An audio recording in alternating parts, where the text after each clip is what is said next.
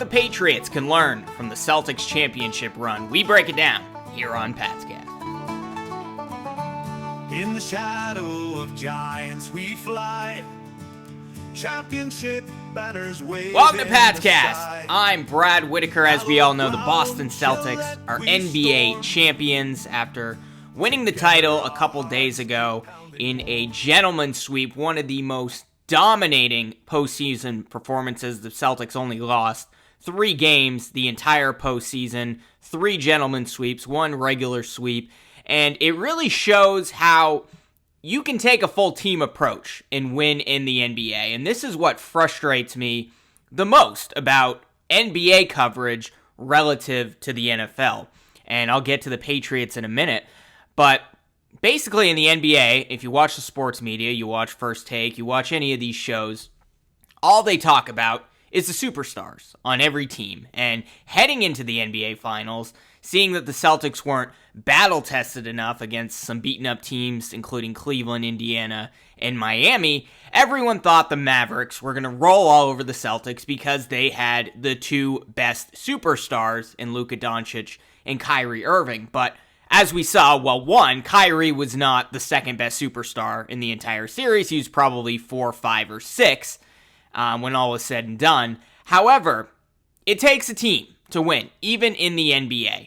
And when you look at what the Celtics really did this season, they embraced the team approach. Everyone was so critical of Jason Tatum in the Eastern Conference Finals, in the NBA Finals, because he was only averaging like 20-something a game. He wasn't shooting particularly well, but he was contributing in other areas. He was getting 10, 11, 12 assists, getting near a triple-double every night, certainly grabbing rebounds. He was being a team player, and so was the rest of the Celtics. Kristaps Porzingis in there, moving the basketball. Drew Holiday really took advantage, got in the paint, dished it back out. The Celtics were able to rotate the ball. That's how they were able to generate a lot of the points, and the reason they were able to win an NBA title. Derek White, all these players, Al Horford, they really took a team approach, and it kind of reminds me of the old Patriot way, and the way the Patriots embraced winning underneath Bill Belichick, and it's because they had buy-in from the entire team. It wasn't just Tom Brady, not the most athletic quarterback in the world. He had to have buy-in from his receivers, his offensive line, his defense.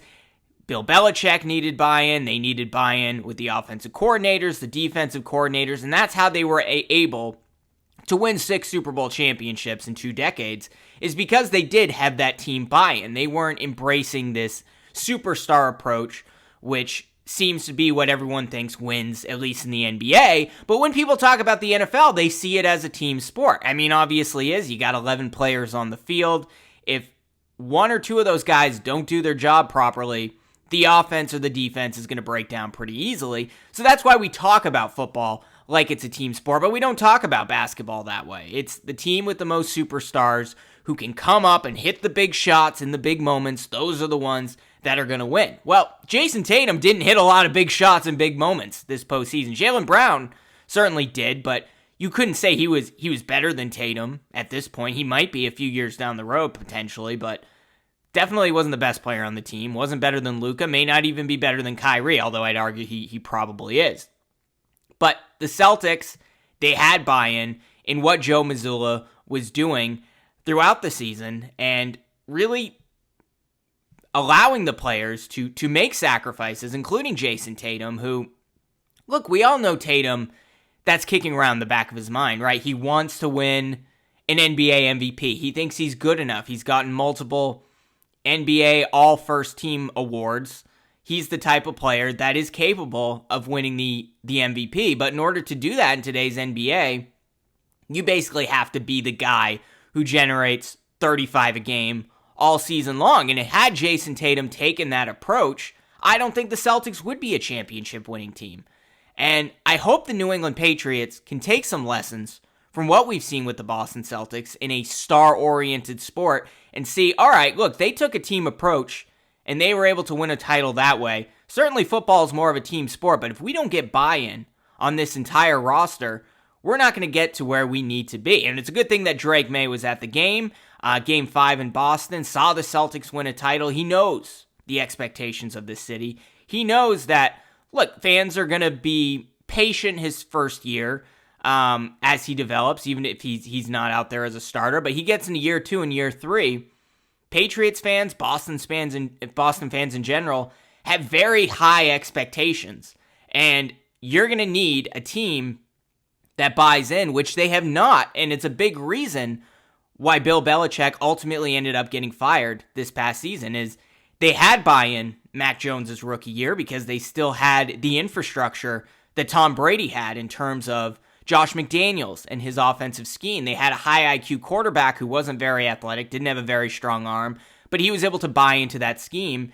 And the Patriots were a playoff team because of it. In fact, they had the best record in the NFL at one point during Mac Jones' rookie season.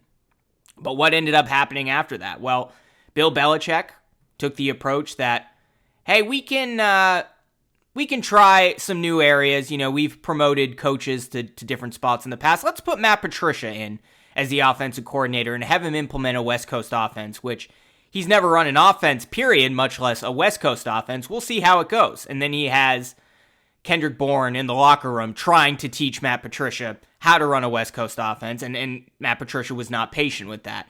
Team did not have buy-in. The offense struggled. The offensive line had no idea how to run a wide zone. They eventually kind of went back to the old way of doing things, and the Patriots were able to kind of salvage that season with 7 wins, but they didn't have buy-in from the whole coaching staff, and that transcended into the 3rd year of Mac Jones' career, where they thought they had the problem solved with Bill O'Brien, but because Bill Belichick never was able to address the offensive weapons, the receiving core, really put a good offensive lineman out there to protect Mac Jones, a quarterback who's not very mobile, it didn't end up working out. And all the Patriot way that we had heard about for 20 years really became the Bill Belichick way of doing things. He was so in love with the early years when Tom Brady didn't have the name recognition that he certainly has now, when he was just kind of seen as a system quarterback. Some people still think he is a system quarterback. Obviously, he's not. He's the greatest of all time.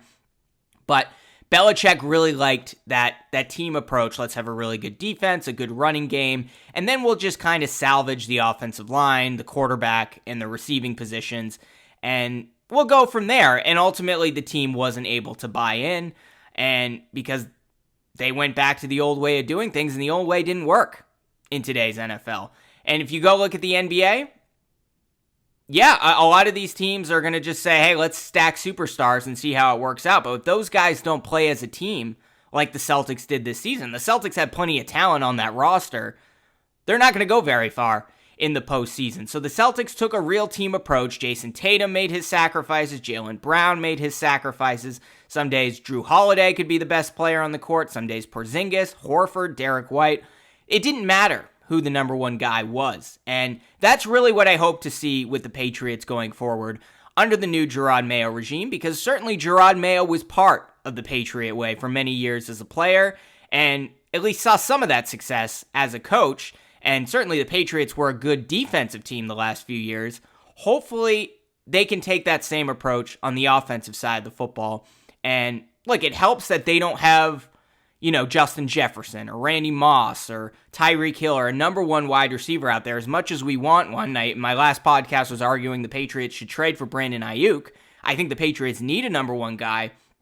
But whether it's Drake May out there, whether it's Jacoby Brissett out there, you want him to be able to distribute the ball to a number of different players. And some days DeMario Douglas is going to have 8 receptions. Some day that guy might be Kendrick Bourne. Some days that guy might be Hunter Henry or Austin Hooper. It doesn't matter. The Patriots need to go back to the Patriot way and learn from what the Boston Celtics did this season. Put the egos aside, because there's no room for egos in that organization anymore. And really the biggest ego we saw the last 4 seasons since Tom Brady left was Bill Belichick. Nobody, he earned that ego, right? He's the greatest coach of all time. But nobody on that Patriots roster, nobody on that Patriots coaching staff, nobody in the front office has earned being able to have that type of ego. And look, at the Boston Celtics with Jason Tatum and Jaylen Brown and Porzingis, who was a stud for many years, and Drew Holiday, one of the best defensive players in the league, Derek White, very underrated player, Al Horford, certainly has had his time in the limelight. If all of those guys can sacrifice their ego and play team ball, well, hopefully the Patriots will be willing to do that. After all, they're the ones that invented the Patriot way, but it really became the Celtic way this year, and there are a lot of parallels between this Celtics championship team and all the many Patriots championship teams we saw over the last couple decades. So hopefully things are going to start to change and we don't have those egos in Foxborough anymore.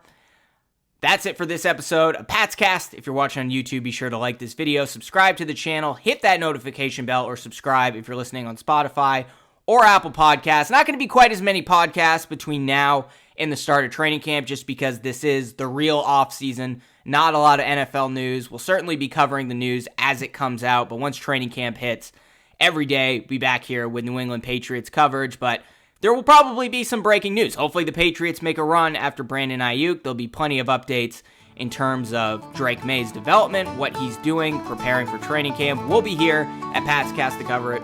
Be sure to subscribe. In the shadow of giants we fly, championship banners wave in the sky. Hallowed ground Gillette we storm, together our hearts keep pounding warm.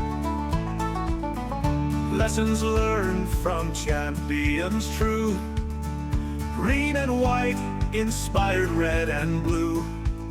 Teamwork the creed we hold so tight, on these fields we wage our fight. Here's to Pat's Cast, hear our roar, Patriot way forevermore. One for all and all for one, in this battle we'll never be outdone. In the heart of Foxborough night, warriors clad ready for the fight. Grit and sweat, our spirits fuse. Play for the name, not for the news. Echoes of Celtics ring clear, champions forged with no fear. Legacy born in the Patriots flame. Together we etch out our name. Voices loud, the crowd ignites. History calls, we reach new heights. Blood and tears pave the way, united under red, white, blue array.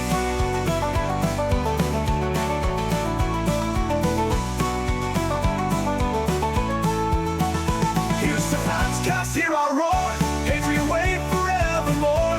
One for all and all for one, in this battle we'll never be outdone. In the heart of Foxborough night, warriors clad ready for the fight. Grit and sweat, our spirits fuse. Play for the name, not for the news. Echoes of Celtics ring clear, champions forged with no fear. Legacy born in the Patriots flame. Together we etch out our name. Voices loud, the crowd ignites. History calls, we reach new heights. Blood and tears pave the way, united under red, white, blue array. The night